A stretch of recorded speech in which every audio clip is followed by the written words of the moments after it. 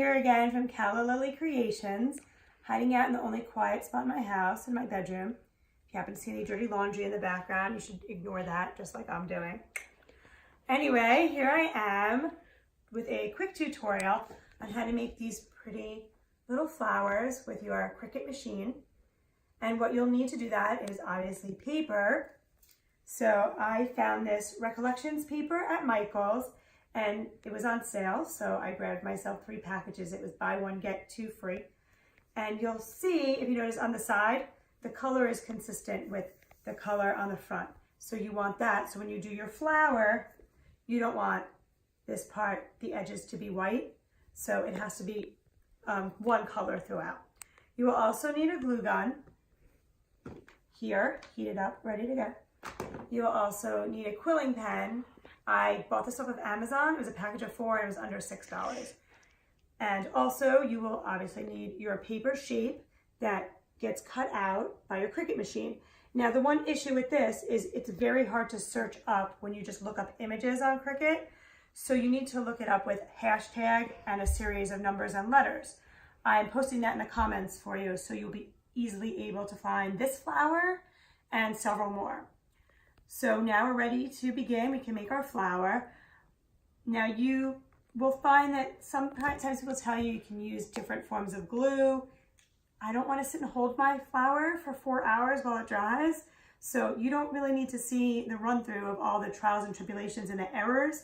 I'm just going to cut to the chase because, as my 7-year-old daughter would say, nobody cares, right? We don't care about the errors.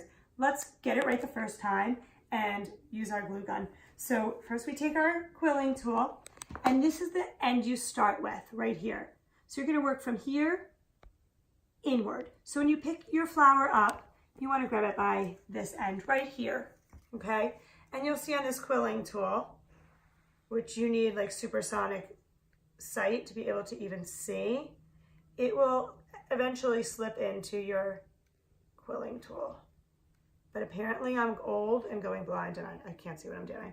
No, but now it's in. You see that? So it's on either side. So it holds it really snug. For this very inexpensive tool, it's pretty cool. So what you want to do is you hold the flower and your quilling tool in another hand, and in my right hand in this case because I'm right-handed, and you just want to kind of start to roll it in. And you just roll and you hold it. You don't want to let it unwind. And you just do that to the very end. You just keep rolling, rolling, rolling. It's very simple. You'll see if it starts to kind of push up, you just can push down on it so it stays even. And you roll all the way through. Now when I printed this out, because it's only 8.5 by 11 paper, obviously you can't print your flower bigger than that. So just kind of play with that.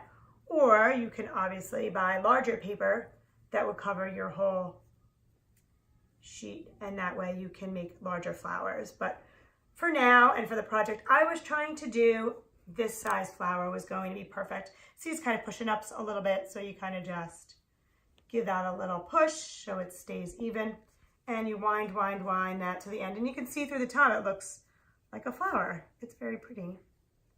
And you can use all different colors. These packets of paper come in a variety of different colors. You can also buy packages that have just one single color. And then when you master the art of the flowers, you can use them for various projects. You'll see over here, after I figured out how to do the flower, I created this beautiful piece of artwork that I'm going to give as a baby gift. So, you can use them for a number of things. I've looked on Pinterest and found endless projects where you can use paper flowers. So that's kind of nice, and it gives you lots of inspiration, and then you can take these and apply them to so many different things. And now we're getting near the end, and you're going to realize we only need very little glue for this as we wind down. So once I get to the end, it becomes a little bit harder. I kind of just use both of my hands to wind it around the rest of the way, like so. And then you'll see when you're at the end, let's remove our quilling so you can see better. It's kind of like this little piece is a cap. So it is, that's exactly what it is. It's going to be a cap for our flower. So you want to kind of bend that down and form a nice crease with the last petal and your little cap, so bend it down. And we're just gonna put a little glue on the last petal and on our cap. So we take our handy dandy little glue gun here, little drop on there, little drop on there, bend that down, and you just hold it for a second and you glue it together. Now, if you didn't want your flower to be quite so tight before you glue it, what you can do is you can set it down in your palm and kind of let it unwind a little bit before you cap it and glue it. And then you'll have a bit of a looser flower like this one. So that one's loose and this one's a bit of a tighter flower. And then again, you could apply them to beautiful projects such as these. I hope you enjoyed this very simple flower tutorial. Thanks so much for watching. Please be sure to like this video and also subscribe to my YouTube channel and turn on that notification bell so that you never miss a video. Also, you can follow me on Instagram at Calla Lily Creations. And if you have any questions or comments, please do so below. Happy crafting!